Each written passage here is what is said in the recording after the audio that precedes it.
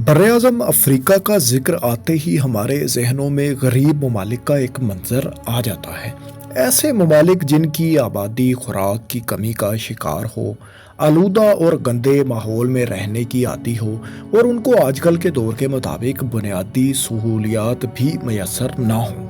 लेकिन दोस्तों, अफ्रीका में ही एक ऐसा मुल्क भी है जहाँ के लोग ना सिर्फ खुशहाल हैं बल्कि इन्हें अफ्रीका के बेशतर ममालिक के बरअक्स खुराक, तालीम और सेहत समेत तमाम बुनियादी सहूलतें भी मैसर हैं। सिर्फ 26,000 मरबा किलोमीटर पर मुहित इस छोटे से मुल्क का नाम रवांडा है, जिसे लैंड ऑफ थाउजेंड हिल्स के नाम से भी जाना जाता है। रवांडा की खास बात यह है कि यहाँ पैदा होने वाली कॉफ़ी दुनिया की बेहतरीन कॉफ़ी है। रवांडा के दारुल हुकूमत किगाली को इस वक्त अफ्रीका का साफ तरीन शहर माना जाता है। रवांडा को ये एजाज़ भी हासिल है कि इसकी पार्लिमान में औरतों की रिकॉर्ड 60% तक नुमाइंदगी है, जो दुनिया के तमाम ममालिक में सबसे ज़्यादा है। दिलचस्प बात यह है कि आज से तकरीबन 30 साल कबल 1994 में ये मुल्क शदीद खाना जंगी का शिकार था, जिसके नतीजे में मुल्क में हर 10 में से एक फ़र्द हलाक हो गया था और इसकी जीडीपी ग्रोथ भी मनफी में थी। लेकिन अफ्रीकन डेवलपमेंट बैंक के मुताबिक आज रवांडा अफ्रीका का सबसे तेज़ी से तरक्की करने वाला मुल्क बन चुका है और इसी वजह से इसे अफ्रीका का सिंगापुर भी कहा जाता है। रवांडा खाना जंगी का शिकार क्यों हुआ था?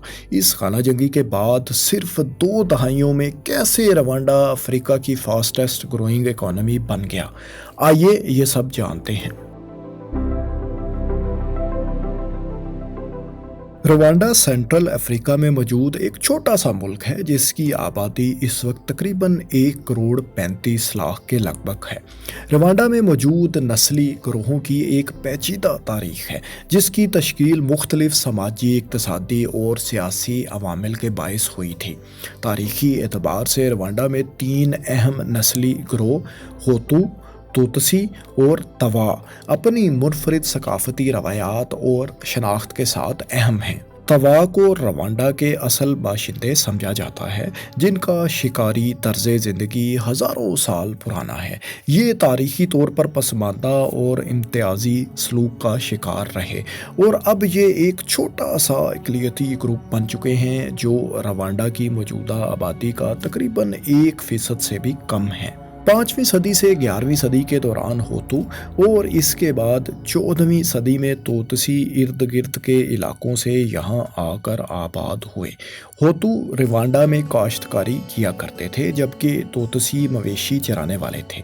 वक्त गुजरने के साथ साथ तोतसी ज़्यादा ताकतवर हो गए, जिसकी वजह मवेशियों पर उनका कंट्रोल था, जो दौलत और ताकत की इलामत थी।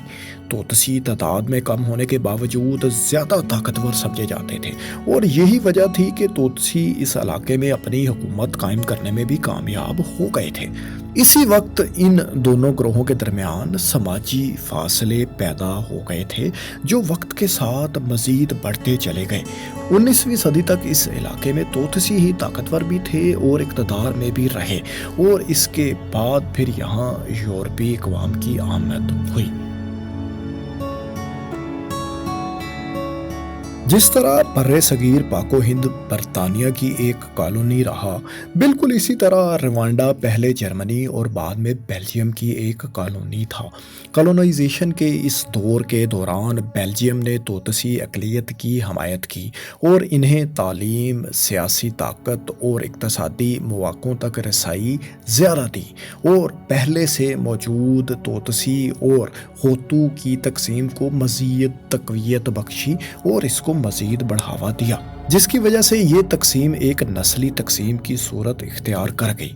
यहाँ तक कि बेल्जियम ने 1933 में तोतसी और होतू आबादी के लिए अलग अलग शनाख्ती कार्ड भी मुतारिफ करवा दिए, जिसमें जिस्मानी खसूसियात जैसे कि कद, नैन नक्श और नाक की लंबाई की बुनियाद पर अफराद को होतू या तोतसी के तौर पर शनाख्त किया गया। इसके अलावा जो लोग दौलतमंद थे या जिनके पास ज़्यादा मवेशी थे, वो भी तोतसी के तौर पर ही शनाख्त किए गए। इस निज़ाम ने 2 ग्रोहों के दरमियान पहले से मौजूद समाजी तकसीम को मज़ीद वाज़ेह कर दिया। इस नस्ली गिरोह बंदी के नतीजे में तकरीबन 84% आबादी होतू जबकि 15% आबादी तोतसी के तौर पर शनाख्त हुई। तोतसी आबादी उस वक्त एक एलीट क्लास समझी जाती थी और ये लोग हुकूमती और दीगर ताकतवर ओहदों पर मौजूद थे। 1950 की दहाई के आखिर में डीकॉलोनाइजेशन की लहर के दौरान रवांडा में सियासी और नस्ली तनाव एक बार फिर शिद्दत इख्तियार कर गया।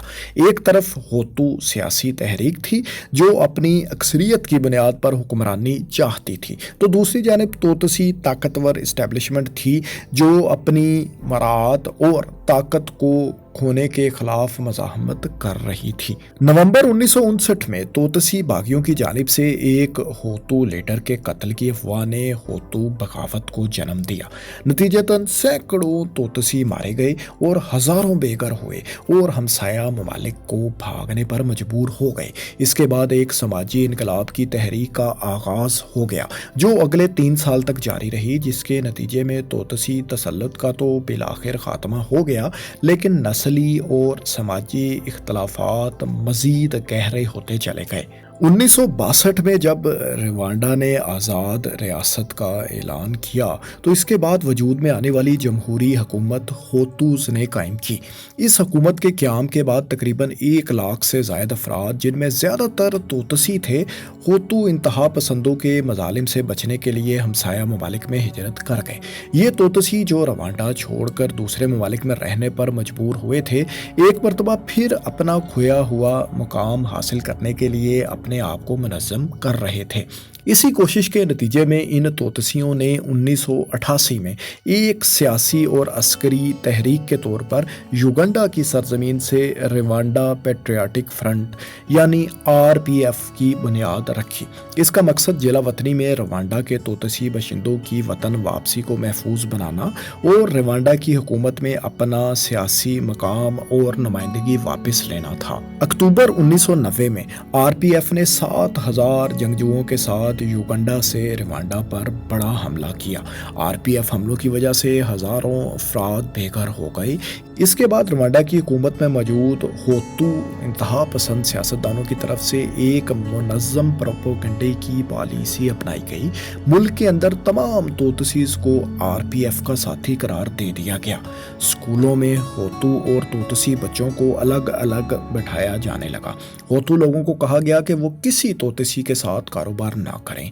इसी तरह लोगों को उकसाया जाने लगा कि अगर उनकी शादी किसी तोतसी फैमिली में हुई तो उनके घर को भी तोड़ दिया जाएगा। हुकूमती मीडिया खसूसन रेडियो रवांडा पर भी तोतसी लोगों को बाकायदा नीच और गंदा साबित किया जाता था और इन्हें होतू नस्ल के लिए बाकायदा खतरे के तौर पर पेश किया जाने लगा था।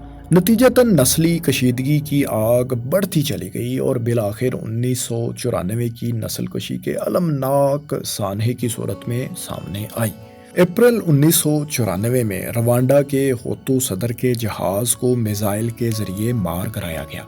ये जहाज़ किसने गिराया इसका तो आज तक पता ना चल सका, लेकिन होतू ने इस कत्ल का जिम्मेदार तोतसी बागी ग्रुप RPF को ठहराया, जबकि RPF इसका कसूरवार होतू इंतहा पसंदों को ठहराते हैं। इस वाक़े के नतीजे में होतू इंतहा पसंदों ने तोतसी और एतदाल पसंद होतूस के खिलाफ तशद्दुद की एक मुहिम शुरू कर दी, जिसके नतीजे में लाखों अफराद हलाक हुए। ये फसादात तकरीबन 100 दिन तक जारी रहे और इसके नतीजे में तकरीबन 8 लाख लोग अपनी जिंदगियों से हाथ धो बैठे। इस फसाद के नतीजे में एक अंदाजे के मुताबिक तकरीबन 75% तोतसी जो मुल्क के अंदर थे वो अपनी जान से हाथ धो बैठे, लेकिन दूसरी तरफ तोतसी बागी ग्रुप RPF जो वसाइल के एतबार से ज़्यादा ताकतवर था और इन्हें युगंडा की फ़ौज की सपोर्ट भी हासिल थी, वो होतू इंतहा पसंदों के खिलाफ लड़ता रहा। बिलाखिर इस लड़ाई का इख्तिताम उस वक्त हुआ जब RPF ने रवांडा के दारुल हुकूमत किगाली का कंट्रोल संभाल लिया और होतू हुकूमत का तख्ता उल्ट दिया। آر پی ایف نے روانڈا کے دارالحکومت پر کنٹرول حاصل کرنے کے بعد 3 اہم اقدامات کیے۔ پہلا، انہوں نے ایک عبوری حکومت قائم کی جس کا صدر ایک ہوتو اور نائب صدر ایک توتسی باشندے کو بنایا گیا۔ اس حکومت میں زیادہ تر نمائندگی توتسی آر پی ایف کے لوگوں کی ہی تھی، جنہوں نے شفاف اور مؤثر انداز میں کرپشن کے خاتمے کے لیے اقدامات کیے۔ اس کے علاوہ اس حکومت کی ترجیحات میں روانڈا میں موجود نسلی تعصب کو ختم کرنا اور ایک مضبوط، مستحکم اور مساوی معاشرے کا قیام بھی تھا۔ دوسرا، انہوں نے مزید خانہ جنگی کو روکنے کے لیے اس میں ملوث لوگوں کو فوج اور پولیس کی مدد سے گرفتار کیا۔ اس وقت روانڈا کی آبادی 60 لاکھ تھی، جس میں سے 12 لاکھ لوگوں کو جیلوں میں بند کر دیا گیا۔ اتنی بڑی تعداد میں لوگوں کا فیئر ٹرائل حکومتی سطح پر عدالتوں میں تو ممکن نہیں تھا، لہٰذا انہوں نے انصاف کی جلد فراہمی کے لیے روایتی جرگے کے ذریعے ان لوگوں کے مقدمات سنے۔ تاہم جو لوگ ظلم اور بربریت کی اس منظم منصوبہ بندی میں براہ راست ملوث تھے، ان کا مقدمہ روانڈا کی قومی عدالتوں میں ہی سنا گیا۔ اس کے علاوہ اقوام متحدہ نے روانڈا میں ہونے والے ان فسادات کی تحقیقات اور اس میں ملوث افراد کے خلاف مقدمے چلانے کے لیے نومبر 1994 میں بین الاقوامی فوجداری ٹریبونل ICTR بھی قائم کی۔ ICTR نے اپنا پہلا مقدمہ 1998 میں مکمل کیا، جب روانڈا کے سابق وزیر اعظم جین کمبانڈا نے نسل کشی کے 6 الزامات کا اعتراف کیا اور انہیں عمر قید کی سزا سنا دی گئی۔ تیسرا اقدام اس عبوری حکومت نے یہ کیا کہ بین الاقوامی امداد کے لیے سفارتی سطح پر کوششیں تیز کر دیں۔ روانڈا عالمی برادری کی طرف سے ایک طویل عرصے تک نظر انداز رہا تھا اور اس فساد کو روکنے کے لیے بھی بین الاقوامی سطح پر کوئی خاطر خواہ اقدامات نہیں کیے گئے تھے۔ اب اس نئی حکومت کے قیام کے بعد صرف پہلے 1 سال میں ہی یونائٹڈ نیشنز اور مختلف ممالک کی جانب سے $700 ملین کی امداد انسانی ہمدردی کی بنیادوں پر روانڈا کو دی گئی۔ اس امداد سے حکومت نے بنیادی انفراسٹرکچر قائم کیا، صحت کی سہولتوں کے لیے ہسپتال تعمیر کیے اور تعلیم کے حصول کے لیے اسکول بنائے۔ سن 2000 تک روانڈا میں کسی حد تک استحکام آ چکا تھا۔ روانڈا کے نائب صدر پال کگامے، جو اپنے آپ کو سیاسی طور پر غیر جانبدار کہلاتے تھے، انہوں نے اس عہدے پر رہتے ہوئے فوج پر اپنا کنٹرول حاصل کر لیا تھا اور سن 2000 میں صدر کو اپنا عہدہ چھوڑنے پر مجبور کر کے بالآخر خود اس عہدے پر براجمان ہو گئے تھے۔ اس کے بعد انہوں نے روانڈا کے ویژن 2020 کی بنیاد رکھی، جس کا مقصد اگلی 2 دہائیوں میں روانڈا کو تیز رفتار ترقی کے ساتھ ایک متوسط آمدنی والا ملک بنانا تھا۔ یہ ویژن 2020 6 ترجیحات پر مشتمل تھا، جس میں گڈ گورننس، بین الاقوامی تعلقات، نجی شعبے کی تیز رفتار ترقی، انفراسٹرکچر، ہیومن ریسورس اور زراعت شامل تھیں۔ لیکن ایک غیر تحریر شدہ اور سب سے اہم ترجیح روانڈا کی عوام کو نسلی تعصب اور گروہ بندی سے دور رکھنا بھی تھی۔ 2003 میں روانڈا کا آئین مرتب کیا گیا اور اسی سال ہونے والے پہلے صدارتی الیکشن میں پال کگامے نے کامیابی حاصل کی اور یہ آج تک روانڈا کے صدر ہیں۔ اگلے 20 سالوں میں روانڈا نے تیزی سے ترقی کا سفر طے کیا اور ان کا اوسطاً GDP گروتھ ریٹ 7% تک رہا۔ اسی طرح ان کا فی کس GDP بھی سن 2000 سے 2020 تک تقریباً 4 گنا بڑھ گیا۔ ویژن 2020 کے اہداف تک پہنچنے کے لیے روانڈا کی تعلیم اور صحت پر خصوصی توجہ رہی اور روانڈا کی حکومت تعلیم کے لیے 15% اور صحت کے لیے اوسطاً 8% بجٹ مختص کرتی رہی۔ یہی وجہ ہے کہ آج روانڈا میں شرح خواندگی 75% سے بھی بڑھ چکی ہے۔ اسی طرح لائف ایکسپیکٹنسی کی اوسطاً شرح جو سن 2000 میں 59 سال تھی، وہ 2020 تک بڑھتے بڑھتے 69 یعنی 69 ایئرز تک پہنچ جاتی ہے۔ اس کے علاوہ کاروبار کرنے میں آسانی یعنی as of doing business index میں روانڈا 2019 میں 29ویں نمبر پر تھا۔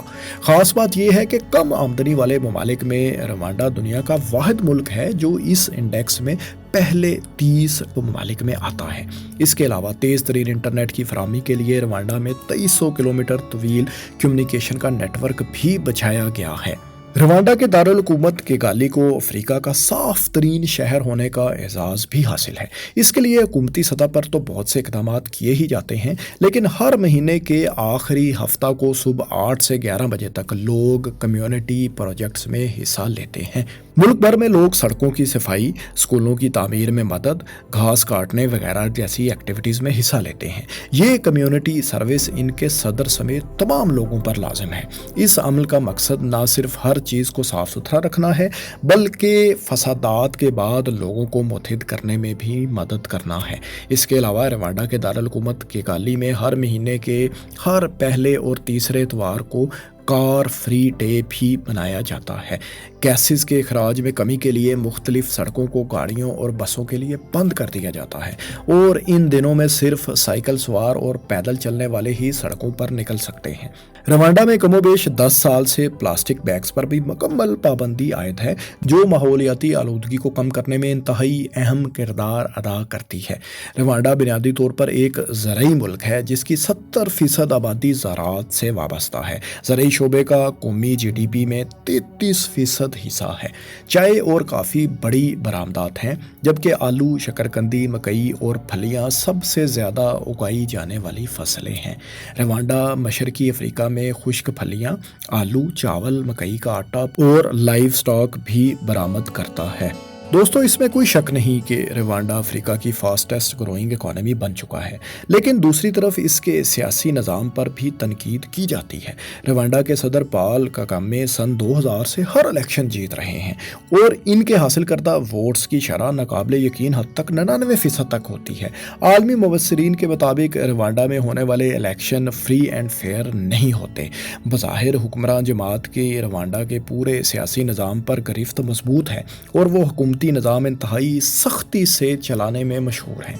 रवांडा मजमूई तौर पर आज भी एक गरीब मुल्क ही कंसिडर होता है, जिसकी ज़्यादातर आबादी सिर्फ खुराक और बुनियादी ज़रूरियात ही मुश्किल से पूरा कर पाती है। लेकिन अगर हम पिछली 2 दहाइयों का सफ़र देखें तो रवांडा के लोग अब पहले से ज़्यादा सेहतमंद, ज़्यादा तालीम याफ्ता और ज़्यादा दौलतमंद हैं। इन्हें खुराक की कमी और फसादात का भी खौफ अब नहीं है।